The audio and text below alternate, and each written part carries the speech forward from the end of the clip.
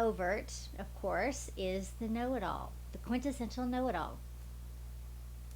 And they will not hesitate to talk at length about all the things that they know, about things that they couldn't possibly know. For instance, I use myself as an example just because it's a readily available example, and because then I'm also not disclosing other people's personal stories. So don't take it that I'm like trying to talk about myself. It's just that I feel at liberty to talk about myself versus someone else's story. I had gone through all these really outrageous things that really no one could really relate to. I'd had a heart attack at 33 years old, a near-death experience. My husband had abandoned me on my 10th anniversary. I was in the middle of this nasty divorce and custody battle. Let's see, what else? There was a laundry list of things that was like all first-time things that were just a culmination of just the perfect storm. All things that I never had anticipated before, all at once. Just an absolute tornado of mess, right? Every single one of these things were things that no one in my family had ever experienced before. My parents they've been married to they've been together with one another since high school. They've never been through a divorce. They've never been through a custody battle. They've never had a heart attack and had a near-death experience. They never had a chronic disability. They never had a sociopath after them stealing all their money. They never had, they just never had any of these things that were happening to me. Never. Yet they knew, without asking me a single question, how to do everything better than I was doing it. They knew they knew what I was doing wrong, and how they would do it right, and how I was all screwed up across the board without ever even talking to me about any of it. So they had like formed all their opinions based on really what it was based on. It was based on their mindset and what made cause and effect so that they could do what they wanted to do, which was not take my side and be able to justify that and all of that. There would never be any wisdom or growth from it because you can't, when you have to know everything, you can't be teachable. You can't learn anything. So it's really, really frustrating. And also what you realize if you raise by people like this is you realize at some point that you've been taking advice from people that they were giving you advice that was for your best interest. And they weren't giving you even well-informed advice. They were giving you advice that satisfied whatever their needs were, whatever their paranoias were, whatever their fears were, whatever they were giving advice that suited their needs. It may have been advice that was about something they knew nothing about. As this was the case with the career advice my parents gave me, with the education advice that they gave me, where to go to school, what to study, all advice that I followed, but mistakenly so. It wasn't good advice. But it was advice that suited them. It was advice that gave them a predictable outcome and made. I remember listening to my dad when I was a kid growing up, is I would hear him come home from work every night, and he would stand in the kitchen and just sort of pontificate about his day and about what idiots everybody was and about how he knew better and how this and that.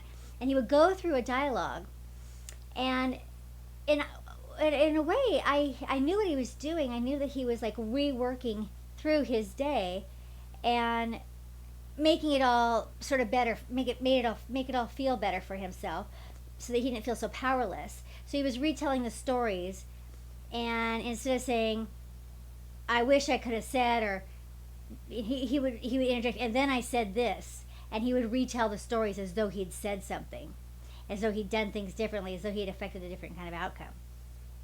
And we all knew that's what he was doing. And I remember one time my mom, like, she must have had enough of it, and she said, "You didn't actually say that. You might have wanted to say that, but you didn't actually say that. And I just went, oh no, we all knew that that's what he was doing, but don't call him on it, And he just kind of like got flustered and didn't know what to do, but with being called out on that. But and the thing about my parents too is they cannot have made a mistake. Like, for them to have made a mistake, for them to admit a mistake, is so painful for them. It is so painful for them that it's ridiculous. I mean, they will end up just ruining relationships, ruining their family, destroying lives, because they can't admit that they might have made a mistake, they might have had things wrong, or they might have acted rashly, or they might have followed the wrong guy's advice, or they might not have had enough faith in somebody, or they might have been greedy, or they might have, as though no one sees it, as though we don't know it. They're relationships of inevitable harm, because once you get too close to them, you see behind the veil, and that makes you a threat. And so once you're too close to them, and once they know once you see that they're not whatever they want to be, whatever whatever they're perceiving that they are, whatever they're projecting out into the world that they are, they know that you see behind that.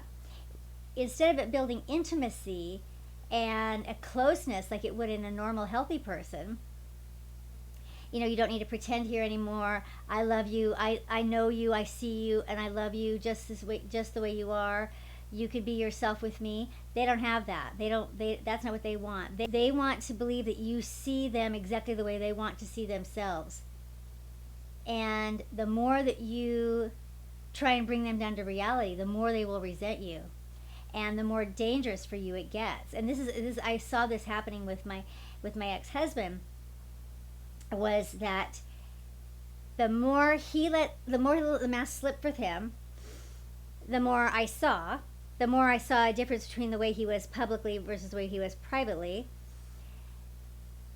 The more I knew, the more at risk I got, the more it escalated, and the less chance there was that he was going to be able to stay with me, because once I knew the truth, he wanted me. It wasn't even that he wanted me out of his life. He wanted me destroyed. He wanted me gone.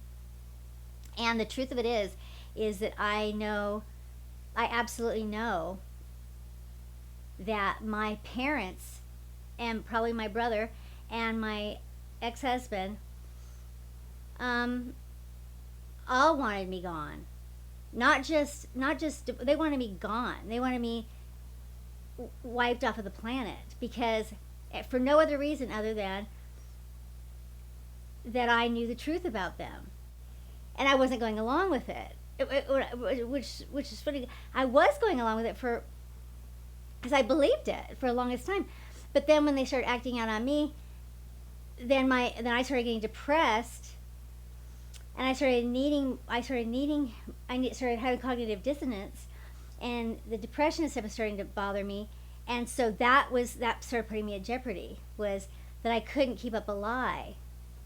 And so I believed it was the truth, but once it wasn't the truth, and it was creating a cognitive dissonance into me, my body physically couldn't keep it up. And so when I had that heart attack, it seems pretty clear that they wanted me to die, because right after that was over, it was a mass exodus. Our relationship never recovered after that. And it was like, and then it couldn't, because it was like, at this point, I have a heart attack, they bail out, now I really know the truth about them, now they really can't come back around, because now I really know the truth about them. So their story has to be that I abandoned them. They just completely turned it all around and made it so that I abandoned them. And that's now the new story. That's the story that they've been telling themselves for the last decade. But of course it's not true.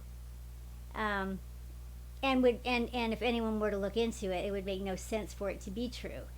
It just makes absolutely zero sense that would be the case. But that's what they tell themselves. And really, it is more about themselves than anyone else, because they're not they're not famous. It's not like they're, it's not like anyone else really cares what their story is.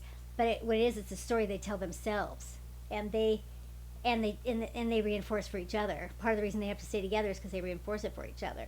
And so this whole know-it-all thing is a lot of that. It's that, they're very rigid and have to tell you how the world works. They have to tell you how things are. They have to tell you how relationships are, how the family works, how everything works. They have to know it all because they can't ever get anything wrong.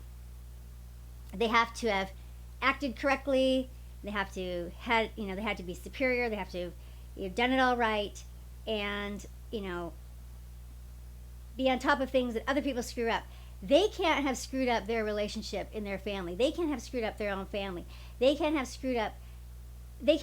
failed as parents or grandparents. They can't have had anything to do with the fact that I almost died, or that my son died, or that our family has run into such major problems, that there was so much mental illness and depression and traumatic stress and all this. They can't have anything to do with any of that. Created all this drama, created all this, weren't there as loving parents and loving grandparents, but then have to act like it's some sort of a mystery when the consequences happen.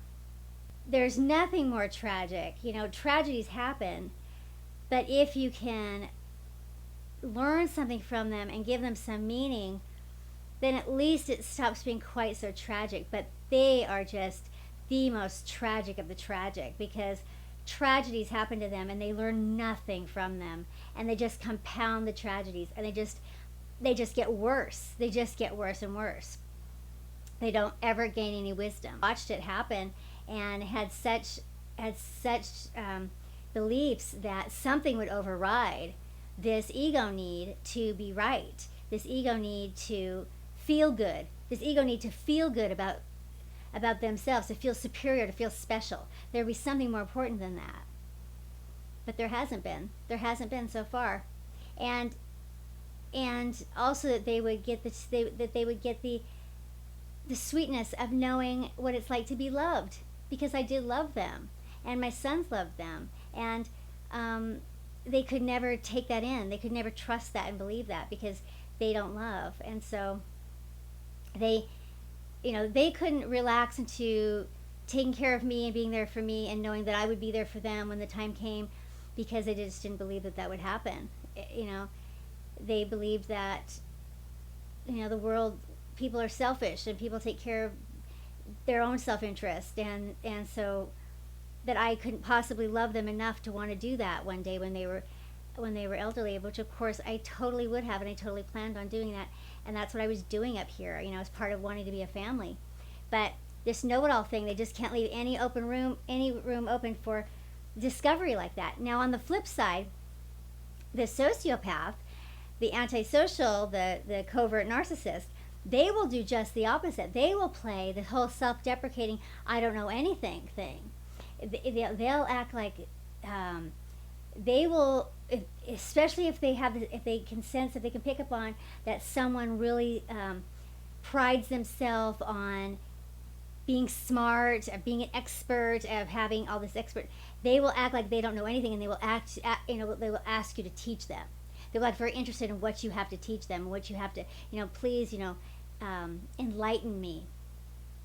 And I've seen my ex-husband do that. He did that with my parents. He totally did that with my parents. He's done that with counselors, judges. He's acted like, oh, I don't know anything. You just, kind of this feigned sort of innocence, this feigned sort of feigned naivete. But that's not the case for the overt narcissist. The overt narcissist can't stand to ever feel like anyone has anything up on them. They have to be the best. They have to be superior. They have to know the most, be the best, even when they don't. And the covert is just not like that. The covert will look at the overt and kind of think the overt's an idiot. They'll play the overt like crazy, which my ex-husband has played my parents like a fiddle. So we see these are red flags, but I don't know how much they can be red flags because you're looking for both this red flag and its opposite, because you could have a narcissist either way. So if you see this tendency, then you've got an overt narcissist. If you see its opposite, this sort of teach me sort of thing. You're so smart, tell me what you know. Great listener kind of a thing. Then that's also a red flag. Let me know if you've had experiences with either of these: covert narcissist, this know-it-all thing, any of that. Let me know in the comments. And okay, you guys, thanks a lot, and I will talk with you soon. Bye bye.